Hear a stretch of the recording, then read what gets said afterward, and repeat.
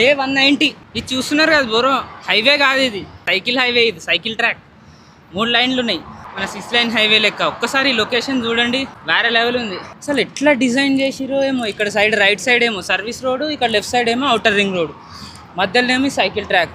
Super, అసలు వేరే level. View చూడండి ఒక్కసారి, సూపర్ కదా. మళ్ళీ ఈ నుంచి రేకుల షెడ్ స్టార్ట్ అయింది. ఇక ఏ బ్రో ఏంది, పురుగు వచ్చింది ఏంది, పోయిందా నా షెడ్ లోపల దూరిందా? ఇక ఈడ నార్సింగ్ హబ్, ఈడ రెంట్కి ఇచ్చే దుకాణం ఉంటుంది అనుకుంటా నాకు తెలిసి. మీరు ట్రై చేయొచ్చు ఇక, ఏమైనా ఇన్ఫర్మేషన్ యూజ్ అయితే.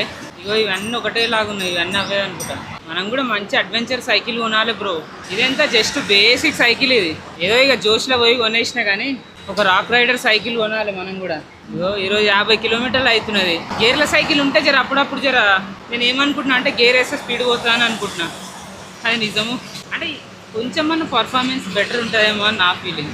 గేర్లో ఇక ఎలక్ట్రిక్ సైకిల్ అయితే చెప్పనవసరం లేదు.